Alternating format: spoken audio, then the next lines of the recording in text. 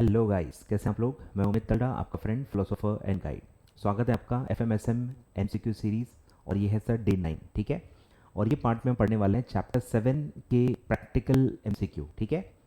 Chapter 7 के practical MCQ हम इसमें पढ़ने वाले हैं। चलिए स्टार्ट करते हैं। जहाँ जहाँ थोड़ा बैकग्राउंड बताना होगा मैं बता दूंगा, ठीक है।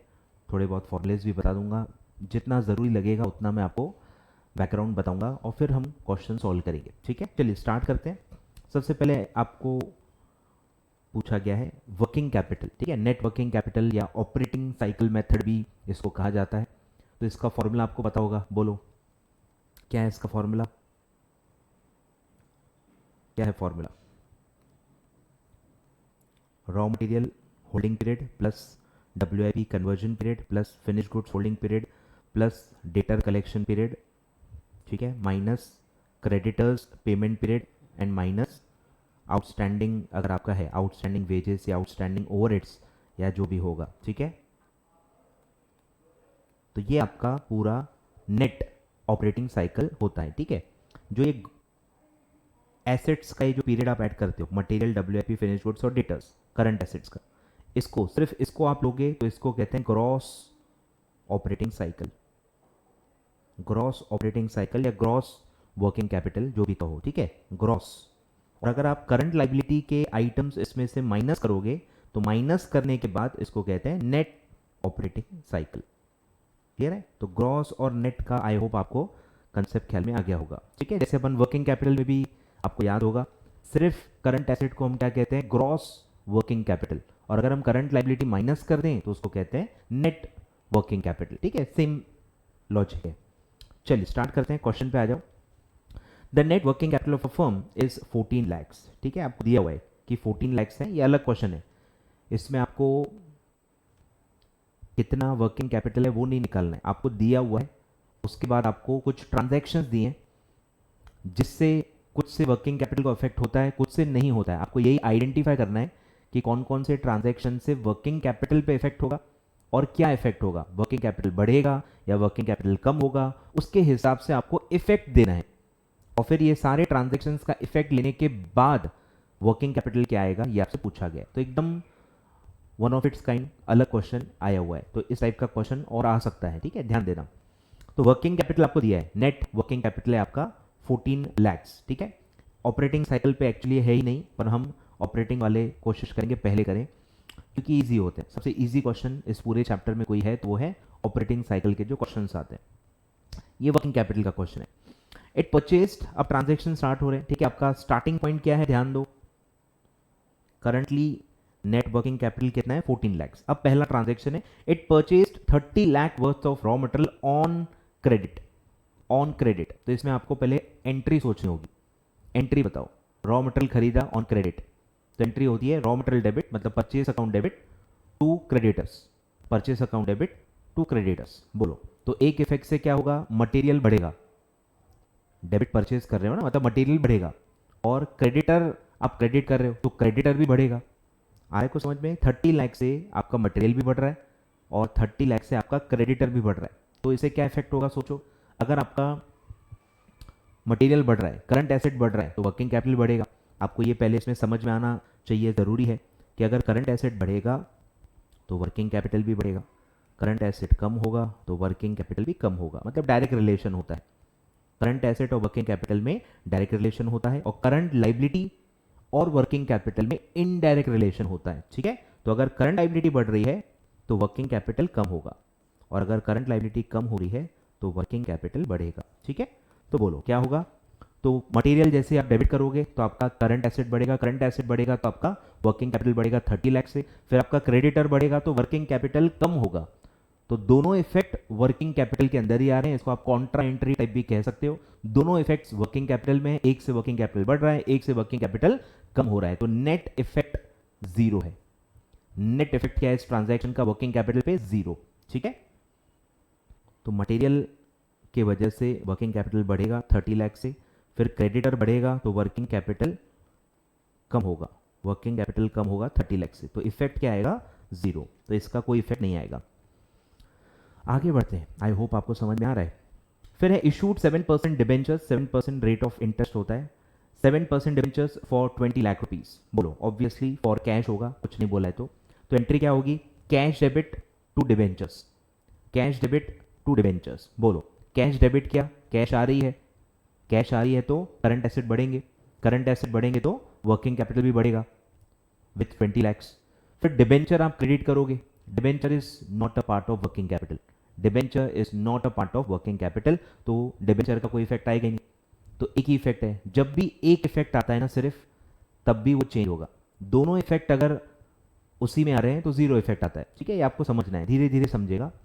तो एक ही इफेक्ट आ रहा है मतलब वर्किंग कैपिटल इससे चेंज होगा। तो सिर्फ कैश, कैश बढ़ रही है तो इससे करंट एसेट बढ़ेंगे, करंट एसेट बढ़ने से वर्किंग कैपिटल बढ़ेगा 20 लैक्स। ठीक है, प्लस कैश बढ़ेगी तो वर्किंग कैपिटल बढ़ेगा। ठीक है, 20 लैक्स से। फिर है purchase machinery for 18 lakhs for cash. बोलो, मशीनरी खरीदा फॉर कैश, सेम। अब देखो क्या हो रहा है, अब कैश जाएगी, मशीन आएगी, machine debit, machine working capital नहीं है, मशीन वर्किंग कैपिटल नहीं है, मशीन का इफेक्ट वर्किंग कैपिटल पे नहीं पड़ेगा। सेकेंड इफेक्ट का यहां लेना देना है, कैश जा रही है, अब पे करोगे ना, मशीन खरीदी है तो पैसा देंगे, पैसा देंगे तो कैश जाएगी, कैश जाएगी तो यहां कैश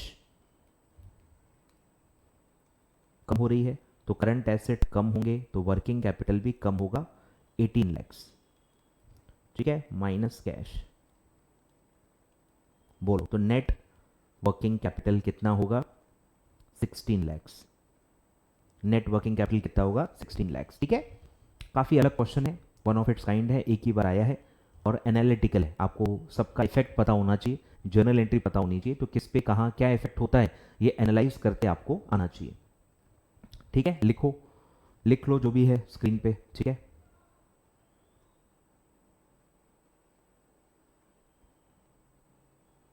सारे इफेक्ट मैंने बताए हैं। ठीक है, एक एक ऐसे सोचना है आपको, एलिमेंट एलिमेंट से, कैटेगरी कैटेगरी से वर्किंग कैपिटल। चलिए बढ़े आगे। तो वर्किंग कैपिटल जो ऑपरेटिंग साइकिल मेथड है उस पर पहले अपन क्वेश्चंस पढ़ लेते हैं। आ जाओ, question number 4, typical easy question है। चलो, consider the following factors. Gross operating cycle 80 days, ठीक है, दिया हुआ है ग्रॉस ऑपरेटिंग साइकिल 80 डेज। फिर नेट ऑपरेटिंग साइकिल भी दी है 55 डेज। डिफरेंस निकाल के आप क्रेडिटर का जो पेमेंट पीरियड है या जितने भी लाइबिलिटीज के पेमेंट पीरियड है इसको आप माइनस करके निकाल सकते हो। फिर आपको एक एक एलिमेंट दिया है, raw material holding period 40 days, conversion period 2 days, finish goods holding period 20 days, average collection period will be, debtor collection period आपको पूछा है। बोलो, तो सारे करंट एसेट वाले एलिमेंट है, सारे करंट एसेट वाले एलिमेंट है, मतलब आपको कौन सा वर्किंग कैपिटल चाहिए? ग्रॉस, ग्रॉस ऑपरेटिंग साइकिल से आपका काम हो जाएगा। ठीक है, बोलो, gross operating cycle is equal to raw material holding period, WIP conversion period, finish goods holding period plus debtor collection period. ठीक है, तो आपको ऑपरेटिंग साइकिल दिया है 80 डेज, रॉ मटेरियल दिया है 40 days, conversion period 2 days, finish goods 20 days और D यहाँ पे पूछा है। Therefore D is equal to 80 minus 40 minus 2 minus 20। बोलो, सारे माइनस कर दो। 80 माइनस 40 माइनस 2 माइनस 20, तो this comes to 18 days, this comes to 18 days. आ रहा है, एकदम सिंपल, नेट का कोई लेना देना यहां पे नहीं है। चलिए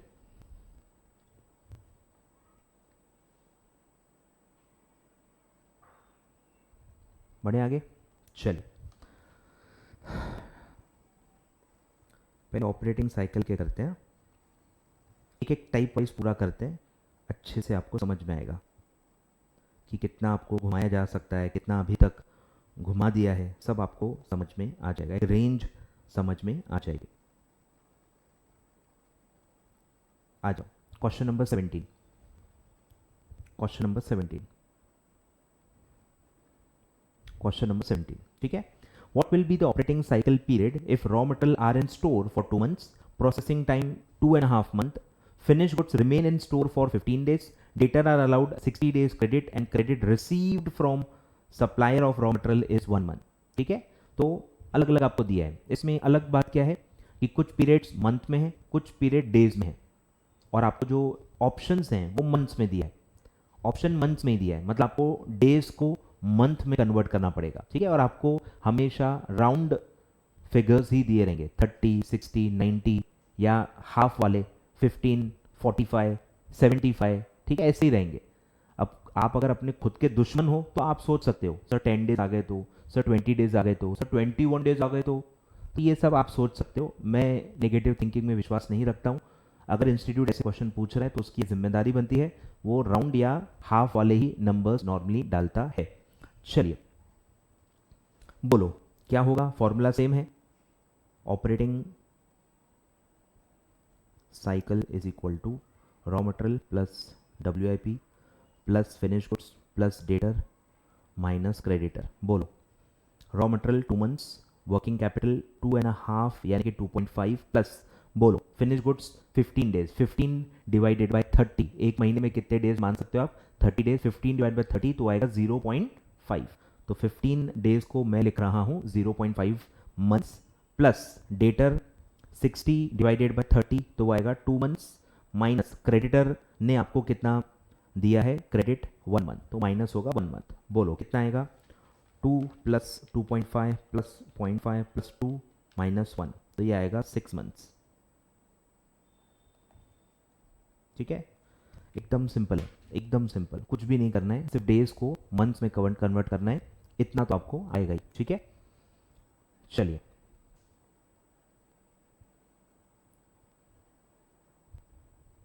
ठीक है, बढ़े आगे।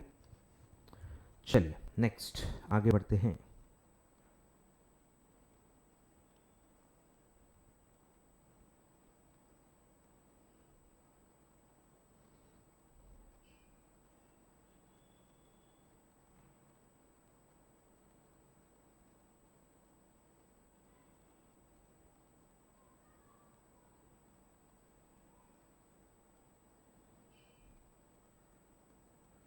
बोल एक और है, क्वेश्चन 38, क्वेश्चन 38 आ जाओ।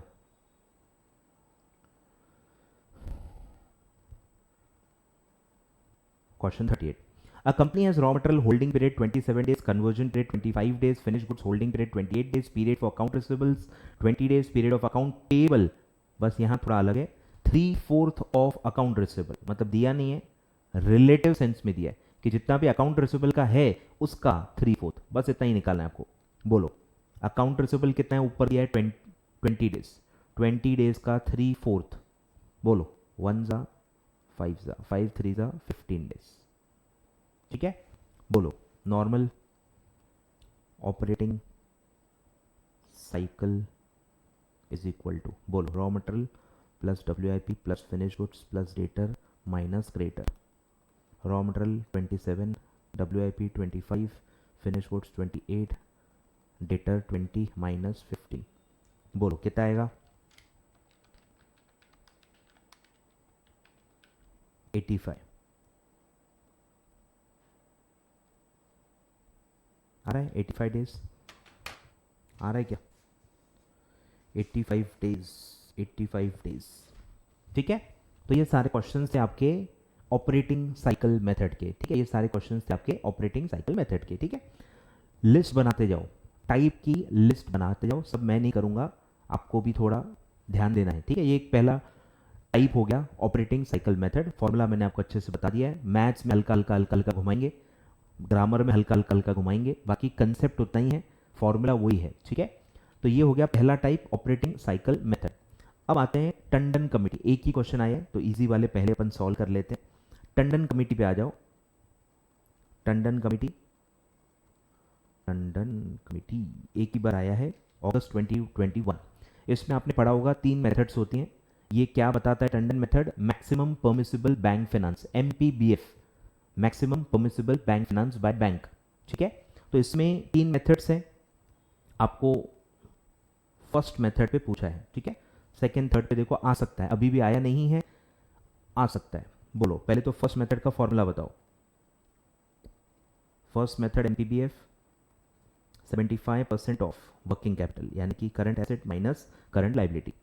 बोलो तो बस आपको एलिमेंट्स ढूंढने हैं, इसमें बस एक ही ट्रिकीनेस है कि इसमें एक एक्स्ट्रा आइटम दिया है, मतलब जो आपको इग्नोर करना है, कंफ्यूज करने के लिए आपको नॉन वर्किंग कैपिटल वाले भी एलिमेंट होंगे, नॉन करंट वाले भी एलिमेंट आपको दिए रहेंगे। तो आपको ध्यान देना है कि कौन से करंट आइटम है, कौन से करंट एसेट्स हैं, कौन से करंट लाइबिलिटीज हैं, और जो नहीं है वो आपको इग्नोर करना है। ठीक है, देखो बोलो पहला क्या है, क्रेडिटर्स करंट लाइबिलिटी में आएगा, other current liability current liability में आएगा, डिबेंचर लॉन्ग टर्म में आता है तो वो यहाँ पे कंसिडर नहीं होगा, उसको आपको इग्नोर करना है। यस, मैंने भी पढ़ा है डिबेंचर करंट लाइबिलिटी में भी आ सकता है। अगर कोई भी डिबेंचर का लास्ट ईयर है, करंट ईयर में वो मैच्योर हो रहा है, तो जो भी अमाउंट है वो करंट लाइबिलिटी में आता है, पर आप ऐसा जनरली अज्यूम नहीं कर सकते। ठीक है, जनरली ऐसा अज्यूम नहीं कर सकते। इन जनरल सिर्फ डिबेंचर दिया है, it has to be long term. ठीक है, अनलेस आपको दिया हो कि करंट ईयर में मैच्योर रहे हैं, ऐसा कुछ तो ग्रामेटिकल इंडिकेशन चाहिए होता है, तभी आप ऐसा अज्यूम कर सकते हो, वरना नहीं कर सकते। ठीक है, फिर finish goods is a part of current asset, receivables current asset, other current asset current asset. Simple है, बोलो पहले करंट एसेट निकाल लो, बोलो current assets is equal to 500 finish goods, receivables 150, current assets 150, तो ये आएगा 800। Current liability is equal to 150 plus 50 that comes to 200। बोलो therefore MPBF is equal to 75% of 800 minus 200। बोलो ब्रैकेट की वैल्यू क्या आएगी, 800 माइनस 200 600, 600 का 75% वो आएगा 450 लैक्स, 450 लैक्स। मैंने नोट्स में एक ऑल्टरनेट आंसर भी दिया है, वो कट कर दो, वो कट कर दो। ठीक है, इंस्टीट्यूट का आंसर 450 है, तो आप बेटर है ऑल्टरनेट आंसर कट ही कर दो। ठीक है, गो बाय द ICSI आंसर। ठीक है, ICSI आंसर इज 450 लैक्स, मतलब ICSI ने ऐसा अजम्पशन लेके ऐसा सॉल्व किया होगा। ठीक है, मतलब डिबेंचर को करंट लाइबिलिटी आप नहीं मान सकते, इंस्टीट्यूट ने नहीं माना है। ठीक है, चलिए क्लियर है, तो कुछ था ही नहीं कुछ खास। ठीक है, इसमें सेकंड मेथड थर्ड मेथड कुछ भी पूछ सकते हैं, बस आपको अगर फॉर्मूला याद है तो आप आराम से सॉल्व कर सकते हो। अगर आपको आइटम सिलेक्ट करने आते हैं कि कौन से वर्किंग कैपिटल में आते हैं, कौन से नहीं आते हैं, कौन से करंट एसेट में आते हैं, कौन से करंट लायबिलिटी में आते हैं, इतना बेसिक अंडरस्टैंडिंग आपका है तो आप आसानी से इस टाइप के क्वेश्चन सॉल्व कर सकते हैं। ठीक है, तो ये था टंडन कमेटी। एक ही क्वेश्चन आया है, मतलब सेकेंड और थर्ड मेथड पे अभी भी क्वेश्चन नहीं आया है, आ सकता है। ठीक है, चलिए आगे बढ़ते हैं।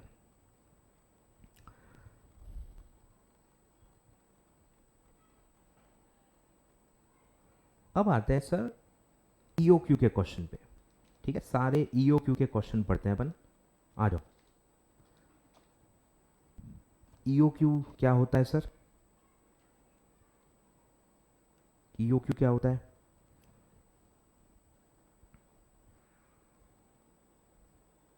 ठीक है, इकोनॉमिक ऑर्डर क्वांटिटी। क्या होता है? इकोनॉमिक ऑर्डर क्वांटिटी, नाम में मीनिंग है।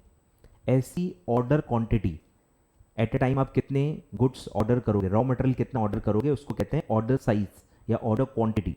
और ये इकोनॉमिक ऑर्डर क्वांटिटी है। इकोनॉमिक का मतलब क्या होता है? सस्ता।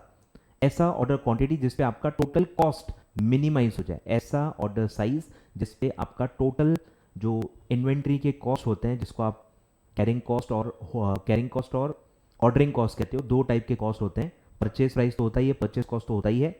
इन्वेंट्री से रिलेटेड दो और खर्चे आपको करने पड़ते हैं, एक होता है कैरिंग कॉस्ट, एक होता है ऑर्डरिंग कॉस्ट। तो इन दोनों को मिनिमाइज करने वाला जो ऑर्डर साइज है, that is economic order quantity. ठीक है, तो आपने पढ़ा होगा एक चार्ट होता है कि जो ऑर्डर साइज है, क्वांटिटी है, अगर आप ऑर्डर क्वांटिटी बढ़ाते जाओगे, ठीक है, ऑर्डर क्वांटिटी अगर आप बढ़ाते जाओगे तो क्या होगा?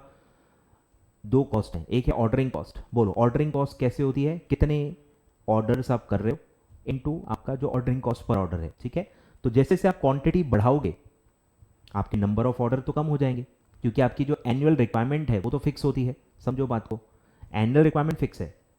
अब आप एक ऑर्डर में ज़्यादा क्वांटिटी बुलाओगे तो आपको नंबर ऑफ ऑर्डर्स कम करने पड़ेंगे, बहुत ही लॉजिक है। तो धीरे धीरे क्या होगा, जैसे से आप ऑर्डर क्वांटिटी बढ़ाओगे आपकी ऑर्डरिंग कॉस्ट कम होते जाएगी, आपकी ऑर्डरिंग कॉस्ट कम होते जाएगी, आपकी ऑर्डरिंग कॉस्ट कम होते जाएगी। ठीक है, टोटल ऑर्डरिंग कॉस्ट की बात हो रही है। टोटल ऑर्डरिंग कॉस्ट आपकी कम होते जाएगी जैसे जैसे जैसे जैसे आप ऑर्डर की क्वांटिटी बढ़ाते जाओगे। और दूसरा फ्लिप साइड क्या है? जैसे जैसे आप ऑर्डर की क्वांटिटी बढ़ाओगे आपका स्टोरेज कॉस्ट यानी कि कैरिंग कॉस्ट बढ़ते जाएगा, क्योंकि आप एट ए टाइम ज़्यादा क्वांटिटी ऑर्डर कर रहे हो तो उसको स्टोर करना पड़ेगा, तो स्टोरेज कॉस्ट धीरे धीरे बढ़ते जाती है। आए ख्याल में, कैरिंग कॉस्ट बढ़ते जाती है, स्टोरेज कॉस्ट कहते हैं उसको।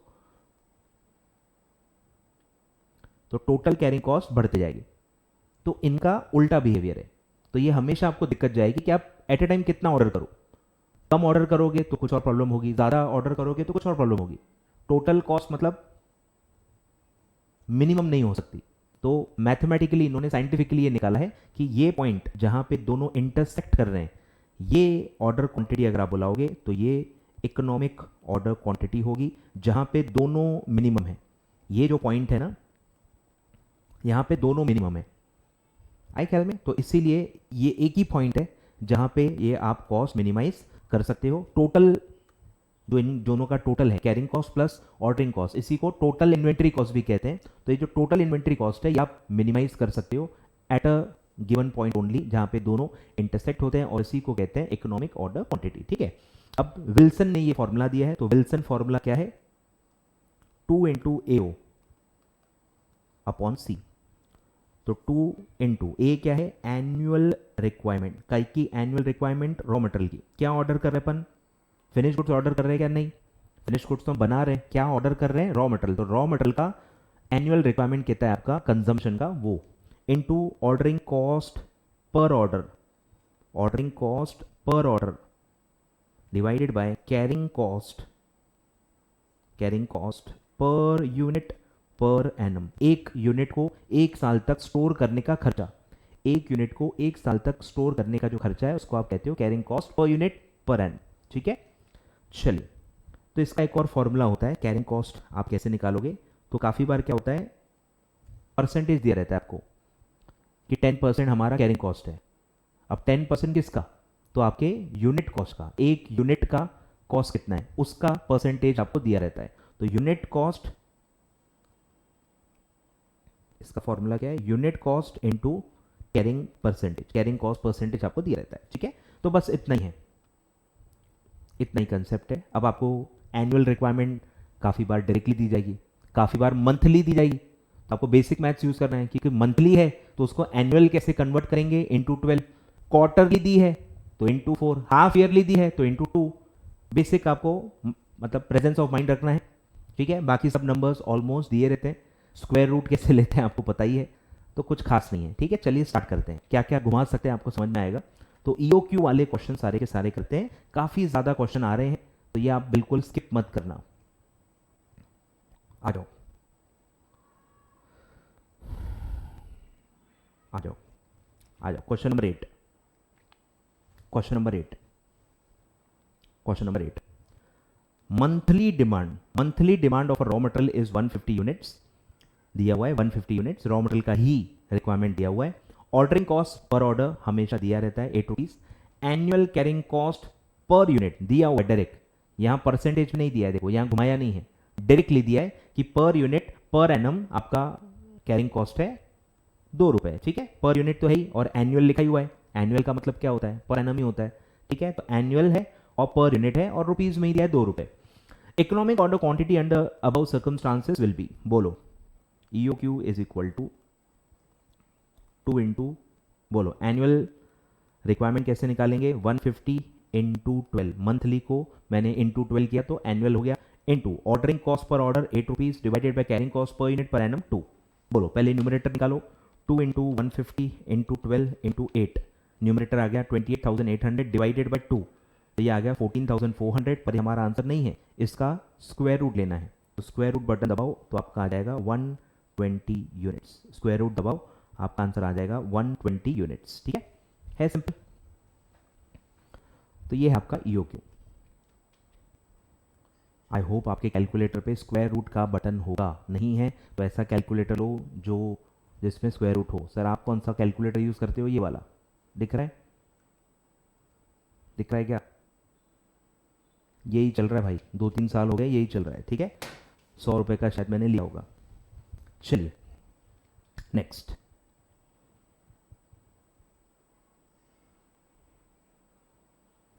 ये एक क्वेश्चन आया था बट ये एरर है इसमें। ठीक है, एरर है इसमें, तो मैं कट करा रहा हूँ। ये भी एक अलग टाइप का क्वेश्चन है, मैं इसका सॉल्व करवा सकता हूँ इसी को, बट ऑप्शन में आंसर दिया हुआ नहीं है, ठीक है। तो ये अपन लास्ट में करेंगे, ईओक्यू का नहीं है, ये थोड़ा अलग है, इसको मैं सर्कल कर देता हूँ ताकि स्किप ना हो। चलिए आगे बढ़ते हैं, पहले अपन ईओक्यू के प्रैक्टिकल क्वेश्चन कर लेते हैं। आ जाओ क्वेश्चन नंबर 16, क्वेश्चन नंबर 16 आ जाओ। The following details are available in respect of the firm. Annual requirement of inventory, ठीक है, वर्ड्स पे ध्यान दो। एनुअल रिक्वायरमेंट डायरेक्टली दिया हुआ है 20,000। Cost per unit other than carrying cost and ordering cost, मतलब यूनिट कॉस्ट जिसको हम कहते हैं, इसे परचेज का कॉस्ट कितना है 10 rupees. Carrying cost are likely to be 10% per year, तो ये 10% किसका, यूनिट कॉस्ट का, ठीक है, ये मल्टीप्लाई करना पड़ेगा आपको। ऑर्डरिंग कॉस्ट हमेशा दिया रहता है 500 पर order. The economic order quantity will be, बोलो EOQ is equal to 2 into annual requirement दिया हुआ है 20,000 यूनिट्स, ऑर्डरिंग कॉस्ट भी दिया हुआ है सर 500, और कैरिंग कॉस्ट सिर्फ आपको निकालनी है।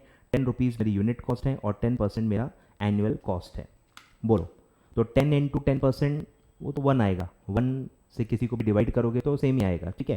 तो न्यूमरेटर निकालो, 2 इंटू 20,000, 2 इंटू 20,000 इंटू 500, तो न्यूमरेटर आ गया आपका 2 करोड़। इसका भी ले लो स्क्वायर रूट, तो ये आ गया 4472.13, 4472 यूनिट्स। आए तो 3 एलिमेंट्स हैं, कोई ना कोई एक में घुमाएंगे या तीनों में भी घुमा सकते हैं, बस और कुछ ज़्यादा स्कोप नहीं है इनके पास। आ रहे ख्याल में? चलिए बढ़ते हैं आगे।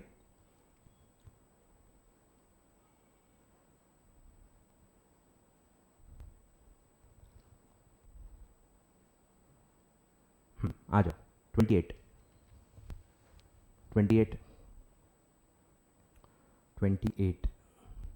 Determine the economic order quantity from the following figures. Annual requirement of inventory. Annual requirement of inventory 1 lakh units. Cost per unit 20 rupees. Carrying cost 10% per annum. Cost of placing the order 1000. बोलो पूरा same है, number सिर्फ अलग है, निकालो। 2 into annual requirement 1 lakh, ordering cost 1000, carrying cost 20 rupees का 10%। बोलो तो डिनोमिनेटर क्या आएगा, 20 इंटू 10% 2 रुपीज़। बोलो 2 इंटू 1 लाख इंटू 1000, ठीक है, डिवाइडेड बाय 2, कितना ये 10 करोड़, उसका स्क्वायर रूट ले लो, तो ये आ गया 10,000 यूनिट्स। 10,000 यूनिट्स आपका इकोनॉमिक ऑर्डर क्वांटिटी है। आ रहा है सबका, निकाल रहे साथ साथ में शराफत के साथ। चलिए इजी है, काफ़ी इजी है, ठीक है, बिल्कुल स्किप मत करना। काफ़ी बच्चे चैप्टर 7 के प्रैक्टिकल स्किप करके बैठे हैं, ठीक है, अब रिग्रेट करोगे, इतने इजी क्वेश्चन ये आते हैं, ठीक है। चलिए और है क्या भाई,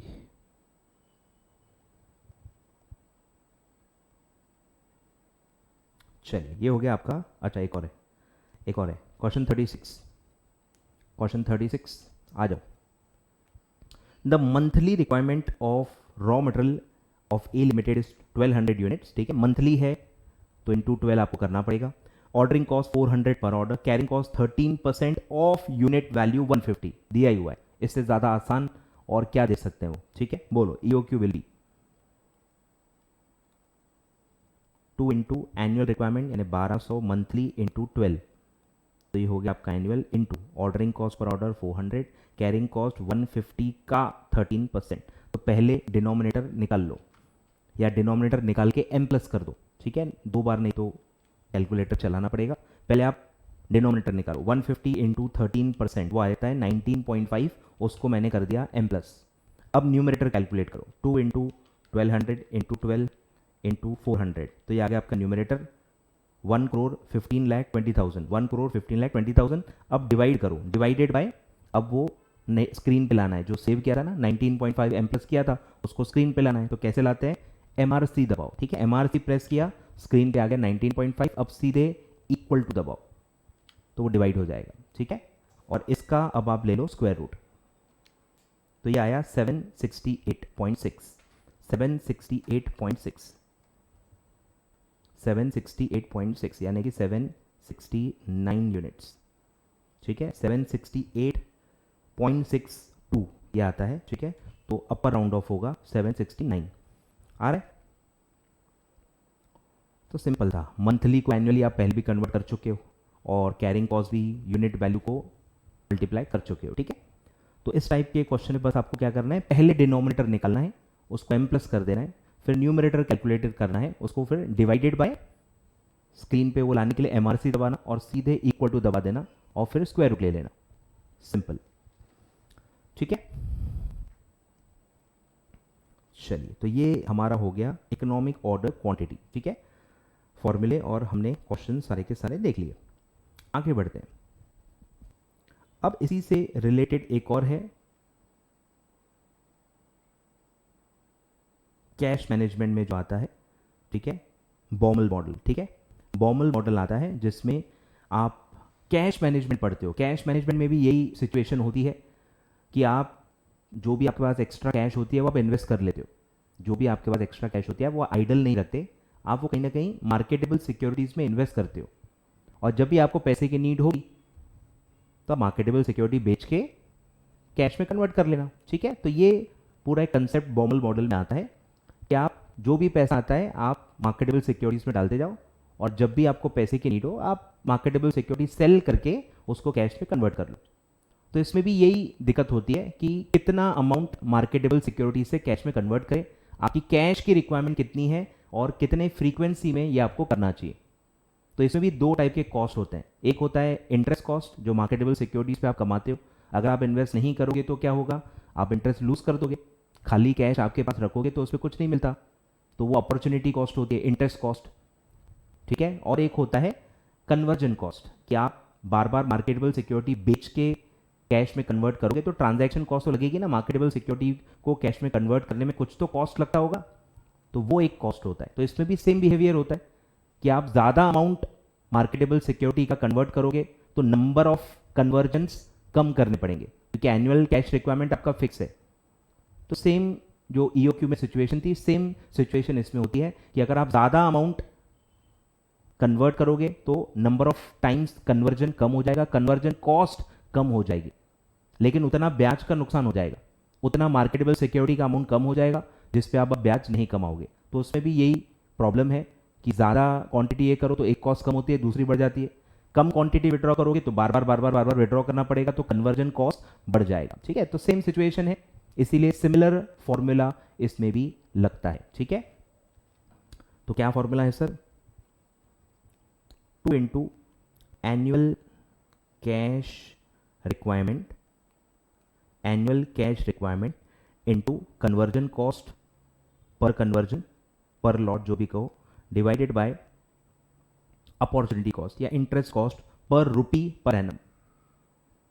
अपॉर्चुनिटी कॉस्ट या इंटरेस्ट कॉस्ट जो आप ₹1 पे कमा सकते हो पर रुपी पर एनम, ठीक है। तो ये इसका फॉर्मूला है, सिमिलर है बिल्कुल, मतलब कुछ भी खास अलग नहीं है। पढ़ लेते हैं, आपको समझ में आ जाएगा। द एनुअल कैश रिक्वायरमेंट, ठीक है, इसमें डायरेक्टली एनुअल दिया हुआ है। Annual cash requirement is 25 lakh rupees. The cost of conversion of marketable securities per lot is 2500। The company can earn 5% annual yield on its securities, ठीक है, पर रुपी ही है, मतलब 0.05 आपको लेना है। What will be the economic lot size, economic lot size कि कितना लॉट आपको कन्वर्ट करना चाहिए एट ए टाइम जिससे आपका टोटल कॉस्ट मिनिमाइज हो according to the Baumol model. बोलो कैश मैनेजमेंट का बॉमल मॉडल, बोलो स्क्वायर रूट ऑफ, बोलो 2 इंटू एनुअल रिक्वायरमेंट 25 लाख, इसको रुपीज इन लैक्स मत लेना, आंसर गलत आएगा।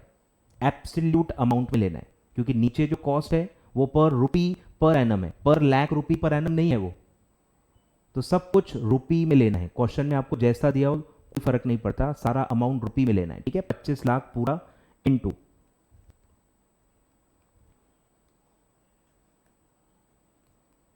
कन्वर्जन कॉस्ट 2500 इंटू 5%, मतलब डिवाइड बाय 5%, ठीक है।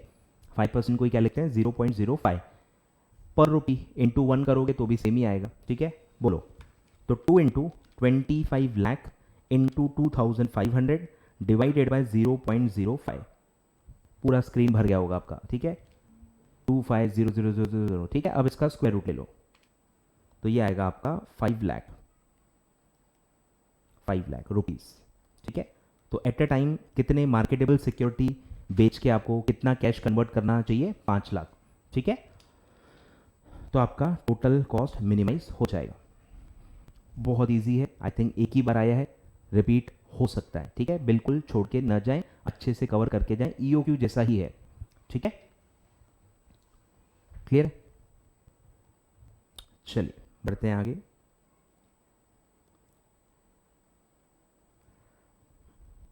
अब आगे बढ़ते हैं, अब आते हैं कुछ रेशो एनालिसिस के क्वेश्चन कर लेते हैं। ठीक है, ये आपने अकाउंट्स में पढ़ा ही होगा, तो जो इन्वेंट्री से रिलेटेड है, डेटर से रिलेटेड है, कैश से रिलेटेड है, वो सब आपके वर्किंग कैपिटल में भी पूछे जा सकते हैं। ठीक है, चलिए रेशो के पढ़ते हैं क्वेश्चंस, रेशो के पढ़ते हैं क्वेश्चंस। क्वेश्चन 11 पे आ जाओ। चलिए स्टार्ट करते हैं, आ जाइए question 11। Consider the following data and compute the total sales amount.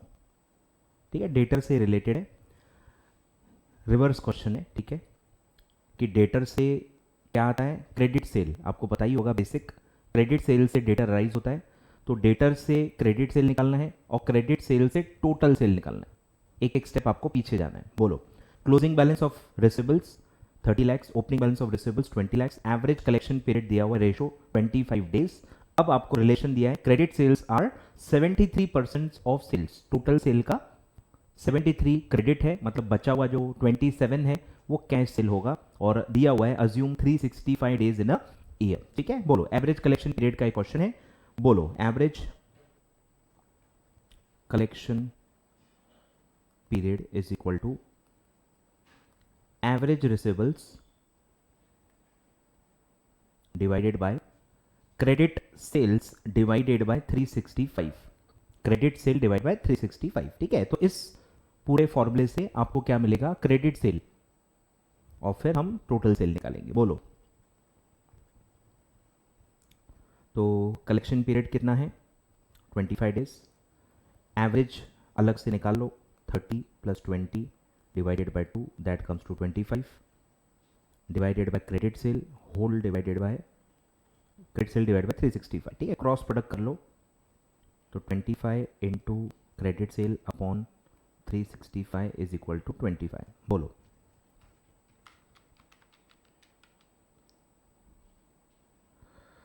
तो 365 को उधर लेके जाओ।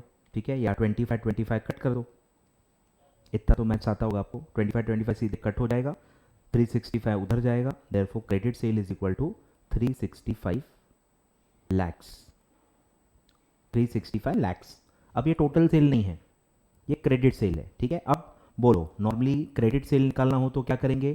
Total sale into 73%। ठीक है, ये नॉर्मल फॉर्मूला है, रिवर्स वर्किंग सबको नहीं जमती, तो नॉर्मल फॉर्मूला क्या होता है? Credit sale is equal to total sale into 73%। पर क्रेडिट सेल हमको निकालना ही नहीं है, क्रेडिट सेल तो हमने निकाल लिया है, तो इसलिए इस फॉर्मूले को शफल करो। Therefore total cell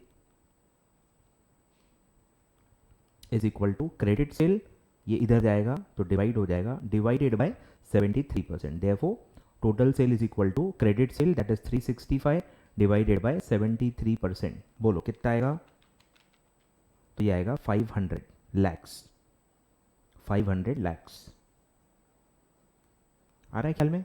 500 lakhs. Clear है? तो रिवर्स क्वेश्चन है, पूरा का पूरा रिवर्स क्वेश्चन है।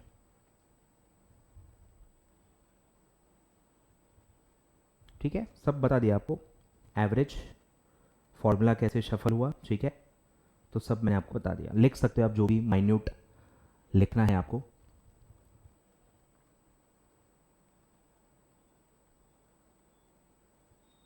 चलिए आगे बढ़ते हैं।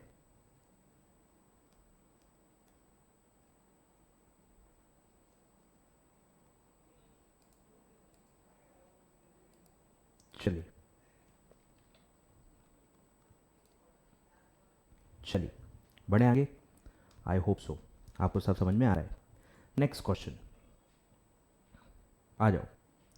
टिपिकल अकाउंट्स में आपने बहुत सारे इस टाइप के क्वेश्चन पढ़े होंगे, अकाउंट्स में आपने बहुत सारे इस टाइप के क्वेश्चन किए होंगे।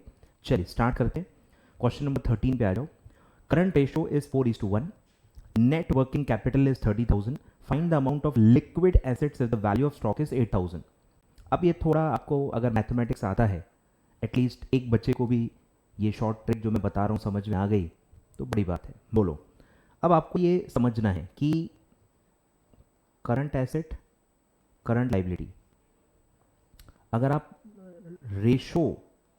रेशो वाइज इसको माइनस करो, डिफरेंस निकालो, और अमाउंट वाइज डिफरेंस निकालो, तो आपका आंसर जल्दी आ सकता है। ठीक है, ध्यान दो। 4 क्या है इसमें, 4:1 का मतलब क्या है कि 4 करंट एसेट है और 1 करंट लाइबिलिटी है। ठीक है, तो इनका डिफरेंस कितना आएगा, 3। फिर अमाउंट वाइज करंट एसेट और करंट लाइबिलिटी का डिफरेंस आप निकालो तो उसी को वर्किंग कैपिटल कहते हैं, तो ऑलरेडी दिया रहता है। ठीक है, तो यह है 30,000। आए ख्याल में? तो इससे आप जल्दी आंसर निकाल सकते हो कि 30,000 और 3 इसको डिवाइड करो, 30,000 डिवाइडेड बाय 3, तो ये जो 4:1 है इसमें 1 क्या आएगा, 10,000। इसका जो बेस है 1 वो क्या आएगा, 10,000। आ रहा है कुछ समझ में?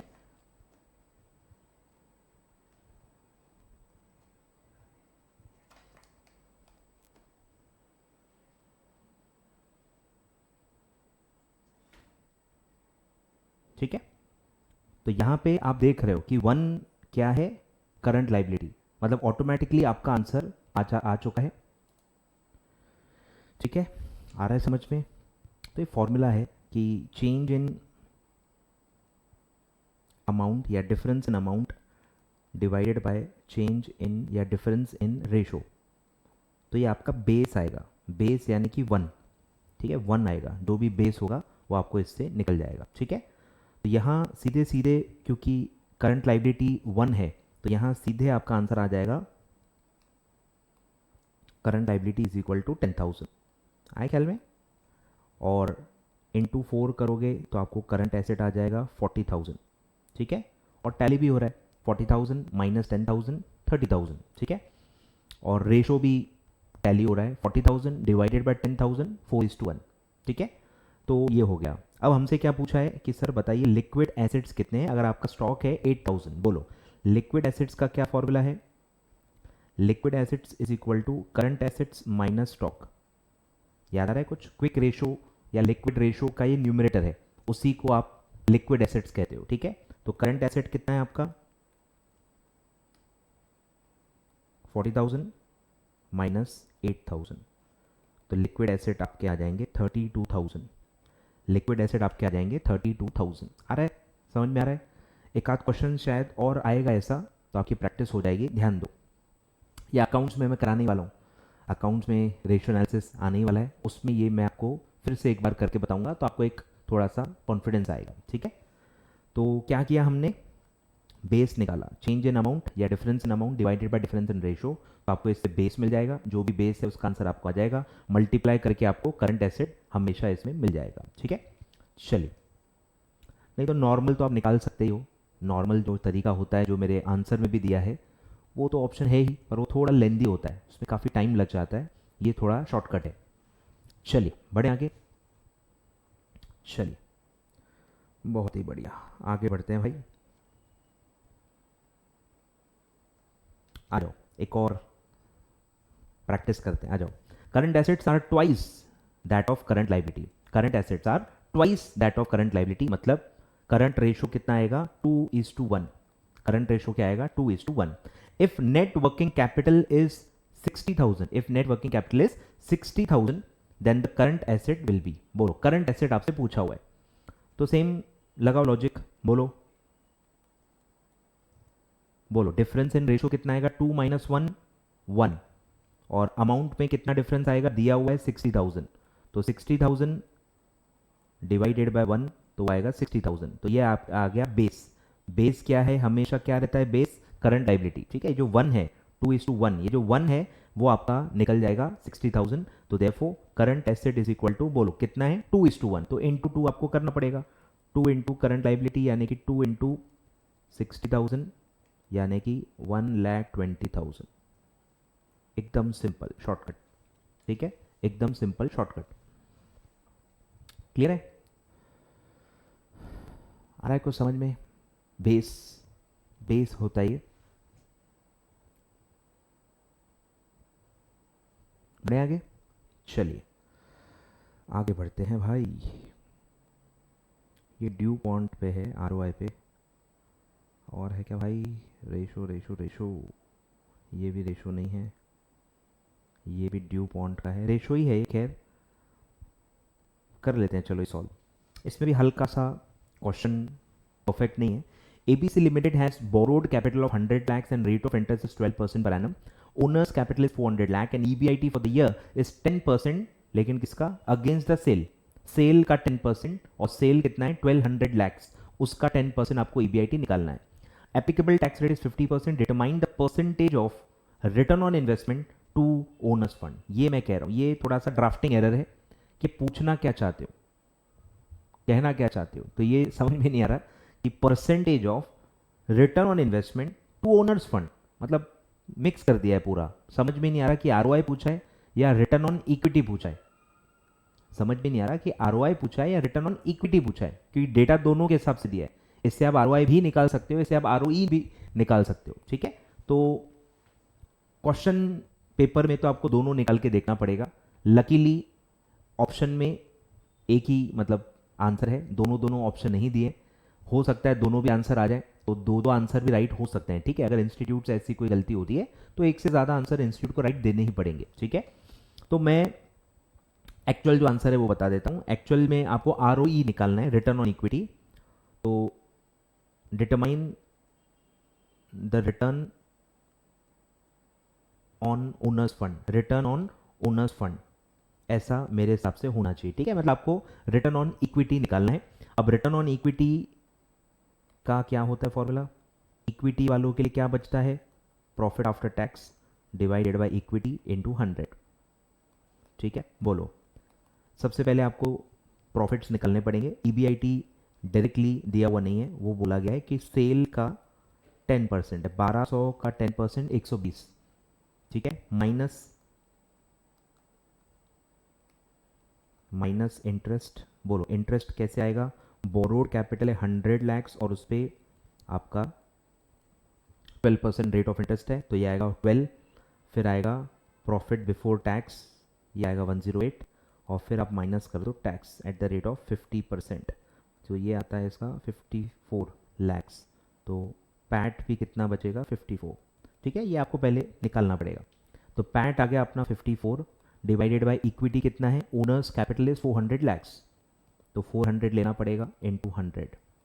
बोलो कितना आएगा, 54 डिवाइडेड बाय 400 इनटू 100, तो ये आएगा 13.5%, 13.5%, 13.5%, ठीक है। तो ये आपका एक्चुअल आंसर है। अब इसमें आप आरओआई भी निकाल सकते हो, ठीक है। आरओआई कैसे आएगा, रिटर्न ऑन इन्वेस्टमेंट में क्या आता है, कौन सा रिटर्न आता है, EBIT। EBIT आपने निकाल लिया 120। टोटल इन्वेस्टमेंट कैपिटल एम्प्लॉयड कैसे आएगा, बाहर का पैसा खुद का पैसा, बाहर का पैसा 100, खुद का पैसा 400 इनटू 100। बोलो, तो 120 डिवाइडेड बाय 500 इनटू 100, या परसेंटेज दबा दो, तो ये आता है 24%, जो कि लकीली ऑप्शन में नहीं है, जो कि लकीली ऑप्शन में नहीं है, तो ये नहीं होगा इंटेंशन, ठीक है। और अब अगर 24 भी होता तो आप दोनों में से कोई भी आंसर टिक कर सकते हो, कोई भी दिक्कत नहीं है, ठीक है। चलिए, तो ये है आपका रिटर्न ऑन इक्विटी। बढ़े आगे। तो ये सारे क्वेश्चंस थे आपके रेशो के। अब हम जो बचे हुए क्वेश्चन में पढ़ते हैं, और क्वेश्चन है सारे। चलिए इसी से स्टार्ट करते हैं, 35 से, ठीक है, 35 से स्टार्ट करते हैं। ये अपने आप में एक ही क्वेश्चन है, पहली बार आया है और सीधे अभी दिसंबर 21 में ही आया था। ये एक्चुअली आपका कलेक्शन पॉलिसी से रिलेटेड है, क्रेडिट पॉलिसी यानी कि रिसीवेबल्स मैनेजमेंट से रिलेटेड है, कि कंपनी अपना कलेक्शन कॉस्ट कम करना चाहती है तो कितना कम करे, वो आपसे पूछा है और उसको मैथमेटिकली पूछा है। ध्यान दो, a company has sales of 20 crores and 40% is on credit, ठीक है। आपको पता ही होगा कलेक्शन कॉस्ट किस में लगता है, क्रेडिट सेल पे। कैश सेल में कलेक्शन के एफर्ट्स, फॉलोअप्स, बैड डेट्स ये सब नहीं लगते, ठीक है। तो जब भी आपको कलेक्शन, क्रेडिट कलेक्शन के बारे में पूछा गया है तो नाम में ही होता है क्रेडिट कलेक्शन। क्रेडिट मतलब क्रेडिट सेल का कलेक्शन, डेटा से जो आप कलेक्ट करते हो, तो वहां पे कैश सेल आपको नहीं लेना होता है। तो सबसे पहले आपको क्या करना है, क्रेडिट सेल निकालना है।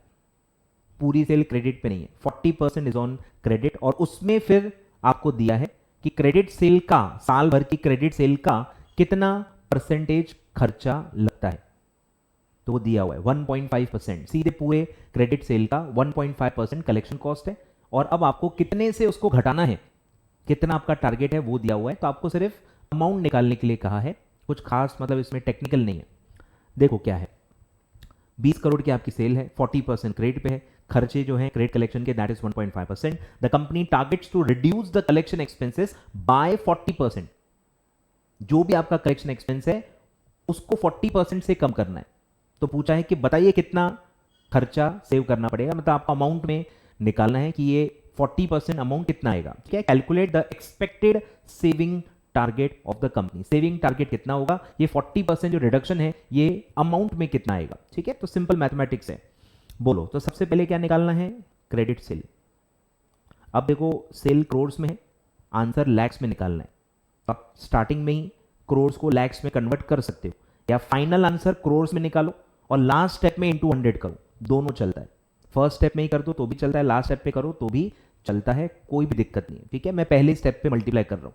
बोलो 20 करोड़ इंटू 100, यानी 2 जीरो बढ़ा दो, इंटू 40%, ये आपका आएगा क्रेडिट सेल। बोलो 2000 का 40% 800, 800 लैक्स आपका क्रेडिट सेल है, और फिर इसका जो कलेक्शन कॉस्ट है वो कितना है, 800 लैक्स का 1.5%, तो मेरा टोटल अभी कितना खर्चा लग रहा है, 12 लाख। 12 लैक्स मेरा अभी खर्चा हो रहा है, और इसी 12 लाख का 40% मुझे रिड्यूस करना है।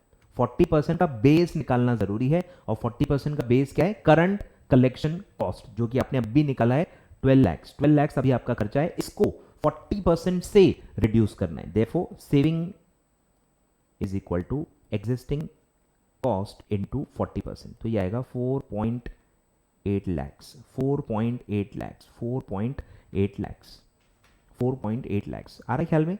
तो ये एक ही बार आया है, रिपीट हो सकता है, अलग ही क्वेश्चन है। ठीक है, क्रेडिट कलेक्शन पे क्वेश्चन है, आ रहा है समझ में। तो पहले हमने क्रेडिट सेल निकाला कि क्रेडिट सेल कितना है, फिर उस पर अभी हमारा करंट खर्चा कितना है, और उसका 40% कितना हमको सेव करना है, वो हमने अमाउंट निकाला। परसेंटेज सारे आपको दिए हुए हैं। बढ़े आगे, तो इसमें कंसेप्ट कम, मैथमेटिक्स ज़्यादा था। ठीक है, चलिए आगे बढ़ते हैं। अब ये भी थोड़ा कलेक्शन वाला ये है, ठीक है, अलग ही है थोड़ा, मैं बता देता हूँ। Find out the average size of receivable if the goods are sold for 10 lakh rupees on a net 60 credit term. Net 60 credit term क्या होता है, कि आपका क्रेडिट पीरियड कितना है, 60 डेज। कस्टमर को 60 डेज में पैसा देना है, with an assumption that 25% of the customer do not pay within the prescribed time। आपको पूछा है कि आपका रिसीवेबल का अमाउंट कितना होगा, रिसीवेबल का अमाउंट कितना होगा अगर आप 60 डेज की उधारी देते हो और 25% लोग 60 दिन के अंदर पैसा देते ही नहीं है। अब आपको ये थोड़ा सा इतना डिटेल में आपको नहीं है आपके सिलेबस में, तो आपको थोड़ा मैं समझाता हूँ कि आप क्या करते हो कि मैं गुड्स बेचूंगा, फिर 60 डेज के बाद पैसे मिलेंगे, फिर बेचूंगा, फिर 60 डेज के बाद मिलेंगे, यानी 60 डेज की आपकी साइकिल होगी। आपका 60 डेज कलेक्शन पीरियड है, तो मतलब आपके 60 डेज के साइकिल होते हैं। ठीक है, अब मैं अज्यूम कर रहा हूं कि हर 60 डेज का जो भी अमाउंट होगा वो इक्वल होगा। ठीक है, जैसे आपका साल का जो है आपने लिखा हुआ है, find out the average size of receivable is the goods are sold for 10 lakh. 10 lakh के आपने गुड्स बेचे, तो अब मैं मान रहा हूं कि 10 लाख के गुड्स आप बेचते हो। ठीक है, फॉर अ 60 डे क्रेडिट। ठीक है, और हर फ्रीक्वेंसी में 10 लाख ही है, मतलब ये बढ़ या कम रहा नहीं है। तो आप अभी 60 डेज का जो बेचोगे तो 60 डेज की तो उधारी रहेगी, समझ में आ रहा है। अब इसमें से जो 25% लोग नहीं देंगे वो तो अगले पीरियड में आएगा ना, समझो बात को। अभी तो उधारी जनरेट हुई है, अब लोग जो 25% नहीं दे रहे हैं ये कब पता चलेगा, at the end of 60 days. तो इस टर्म के 60 डेज का जो 25% है, जो लोग पैसा नहीं देंगे वो तो अगले पीरियड में जाएंगे, बट सिमिलरली पिछले टर्म का 25% तो इस टर्म में आएगा ना। आपको बस यही कंसेप्ट समझना है कि एक साइकिल होती है, 60 डेज की एक साइकिल है। तो पिछले टर्म के जो 25% लोगों ने नहीं दिया होगा उनका भी पैसा अभी बाकी होगा, और इस टर्म का जो 25% पैसा नहीं आएगा वो अगली साइकिल में जाएगा। आ रहा है समझ में? तो ये इसमें ऐसे दो इफेक्ट्स आएंगे, ठीक है। तो साइज ऑफ रिसीवेबल में दो कंपोनेंट आएंगे,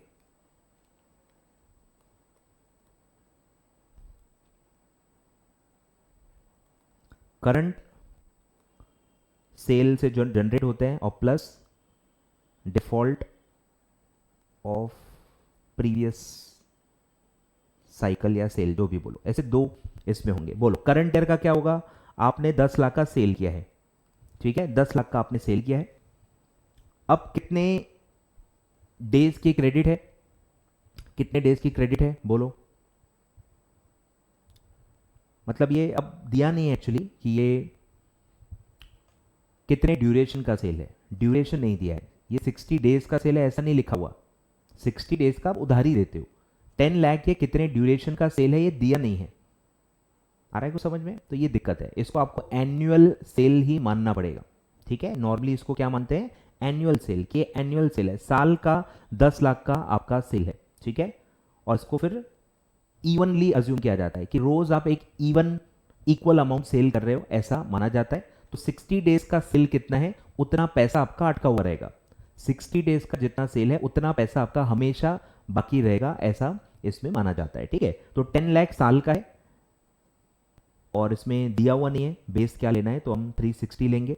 आप 365 भी ले सकते हो, ऑप्शन में क्या दिया रहता है डिपेंड करता है। अब ये वही इंस्टीट्यूट की गलती है कि हमेशा जब आप डेज का क्वेश्चन पूछते हो आपको साल में कितने डेज मानने हैं वो खुद ही दे दो ना, अज्यूम करने की जरूरत ही नहीं पड़नी चाहिए क्योंकि एमसीक्यू पेपर है, ठीक है। तो 360 में ले रहा हूँ क्योंकि 60 है, 60 360 राउंड फिगर आएगा इंटू 60।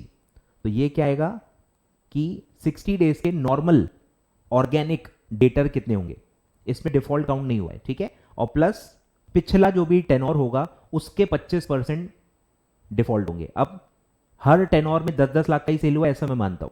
तो अभी अगर ये जो अमाउंट है निकाल लो कितना होगा, 10 लाख डिवाइडेड बाय 360, तो ये जो 2777 है ये क्या है? या कि डेली सेल है।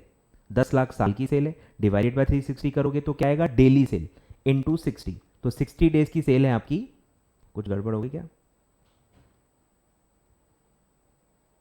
हाँ 16 लाख 666। तो आपका 60 दिन का जो सेल है, जो पैसा आपका आना बाकी रहेगा वो है 1,66,666। अब पिछले टर्म का भी तो ऐसे ही होगा, समझ रहे हो? मतलब सेल 10 लाख की होगी, टेनोर भी 60 का ही होगा और इसी में आपका 25% डिफॉल्ट है। मतलब पिछले टर्म का भी 1,66,666 होगा और इनमें से 25% लोगों ने नहीं दिया पिछले टर्म में, तो वो अब और एड ऑन हो जाएंगे, ठीक है। तो प्लस यही बेस रहता है, यही बेस है, तो मैं सीधे इसी में 25% ऐड कर सकता हूं, ठीक है। तो सारे जो नंबर्स हैं वो कांस्टेंट है, मैं ऐसा मान रहा हूं। 10 लाख की सेल रही होगी और आपका टेनोर भी 60 डेज ही रहा होगा, ऐसा मैं मान रहा हूं। तो बेस सेम है, इसी में 25% जोड़ दो प्लस 25%, तो आपका आउटस्टैंडिंग डेटर कितना होगा? 2,08,333, 2,08,333, ठीक है। काफी ऑड क्वेश्चन है सीएस के सिलेबस के हिसाब से क्योंकि इतना दिया नहीं है आपको, ठीक है। तो ऐसा ये पूरा कंसेप्ट है कि पिछला जो डिफॉल्ट है वो तो ओपनिंग में ही होगा, ठीक है। पिछला डिफॉल्ट एक्चुअली ओपनिंग में ही रहता है कि ऑलरेडी कुछ डेटर होंगे क्योंकि वो जीरो नहीं होंगे क्योंकि पिछले ड्यूरेशन के 25% लोगों ने पैसा ही नहीं दिया अभी तक, तो कुछ ओपनिंग डेटर होगा। फिर जो आप इस साल से इस सेल से जनरेट करोगे वो उसमें ऐड हो जाएंगे, तो आपके इतने क्यूमुलेटिव आउटस्टैंडिंग डेटर होंगे, ठीक है। लिख लो भाई, बढ़े आगे चलिए। तो ये अलग एक ही बार आया है क्वेश्चन, आ जाइए। अब ये ड्यू पॉइंट चार्ट पे है, ड्यू पॉइंट चार्ट या due point ratio, due point concept. Due point क्या है? कंपनी का नाम है, ठीक है, जहां ये पहली बार यूज हुआ था। तो ये आपके आरओआई का या आरओई का, जो भी बोलो, आरओआई का फॉर्मूला होता है कि net profit margin into total asset turnover ratio, इन दो पे वो डिपेंडेंट होता है, ऐसा माना जाता है। तो नेट प्रॉफिट मार्जिन का क्या फॉर्मूला होता है? Net profit divided by sale. और टोटल एसेट टर्नओवर रेशो का फॉर्मूला क्या होता है? Sale divided by total asset. तो सेल कट हो जाता है, बचता क्या है? Net profit upon total asset, और यही आपका आरओआई का फॉर्मूला होता है, ठीक है। सिंपल ऐसा कंसेप्ट है। तो पूछा क्या है? JP limited has earn 10% return on total asset, ठीक है। टोटल एसेट पे आपने 10% कमाया है, मतलब नेट प्रॉफिट मार्जिन आप इसको कह सकते हो, या इसमें से आप नेट प्रॉफिट का अमाउंट निकाल सकते हो, ठीक है, ऑफ 18 लाख, ठीक है, 18 लाख का आपका अमाउंट भी दिया है कि टोटल एसेट आपके 18 लाख हैं, उस पर 10% आपने कमाया हुआ है, एंड नेट प्रॉफिट रेशो दिया हुआ है, रिवर्स वर्किंग, ठीक है, रेशो दिया हुआ है 8%, और आपको पूछा है सेल्स बताओ। तो इसको आप कोई भी तरीके से सॉल्व कर सकते हो, कोई दिक्कत नहीं है, जैसा आपका दिमाग चले। तो बेसिकली मुझे जो दिख रहा है फ्लो कि पहले टोटल एसेट से आप 10% से नेट प्रॉफिट निकाल सकते हो, तो आपका नेट प्रॉफिट का अमाउंट आ जाएगा, और फिर आपको नेट प्रॉफिट का रेशो दिया है, याद आ रहा है, रिवर्स वर्किंग, अमाउंट को रेशो से डिवाइड करोगे तो सेल आ जाएगा, ठीक है। बोलो पहला स्टेप क्या करेंगे, नेट प्रॉफिट निकालेंगे। Net profit is equal to total assets into return जो उन्होंने दिया है। बोलो टोटल एसेट है 18 लाख इंटू 10%, मतलब वो आएगा 1,80,000, ठीक है। अब मुझे बताओ नॉर्मल फॉर्मूला बताओ, नेट प्रॉफिट रेशो का क्या फॉर्मूला है, net profit divided by sales into 100। तो अब यहाँ पे सेल्स निकालना है, तो फॉर्मूले को घुमाओ, बोलो तो sales is equal to net profit upon net profit ratio. ऊपर जो नेट प्रॉफिट वो क्या है, वो अमाउंट है, रुपीज में होगा, ठीक है, तो ये रिवर्स वर्किंग है। बोलो नेट प्रॉफिट का अमाउंट है 1,80,000 और रेशो है 8%। बोलो कितना आएगा, 1,80,000 डिवाइडेड बाय 8%, तो आपका सेल रहा होगा 22,50,000, आपका सेल रहा होगा 22,50,000 आ रहा है। सिंपल है, कंसेप्ट बेस्ड क्वेश्चन है, अकाउंट्स में आपने इतना रेशो तो पढ़ा ही होगा कि आप सॉल्व कर पाओ, ठीक है। चलिए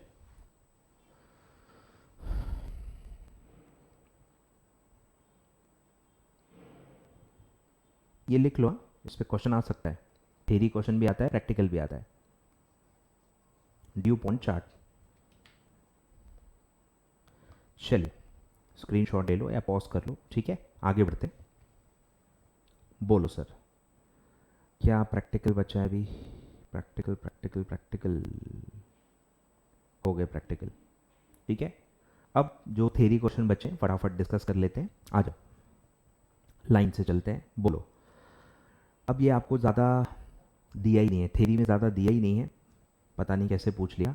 determination of safety stock requires a trade off between, ठीक है, सेफ्टी स्टॉक करके कंसेप्ट होता है कि इमरजेंसी में अगर आपका रॉ मटेरियल का सप्लाई बंद है तो आपके पास एक मिनिमम सेफ्टी स्टॉक होना चाहिए कि सप्लाई बंद होने के बावजूद आपका प्रोडक्शन न रुके, ठीक है, स्टॉक आउट सिचुएशन के लिए वो रहता है। तो इसमें दो क्या चीज़ों को बेसिकली आपको कंपेयर करना होता है कि सेफ्टी स्टॉक रखें या न रखें या कितना रखें, इसमें क्या सोचना होता है। तो एक कंसेप्ट होता है स्टॉक आउट कॉस्ट, कि अगर आपका स्टॉक आउट हो गया मतलब स्टॉक खत्म हो गया और आपका प्रोडक्शन रुक गया तो इसके वजह से आपका नुकसान कितना होगा, इसके वजह से आपका नुकसान कितना होगा, उसको कहते हैं स्टॉक आउट कॉस्ट।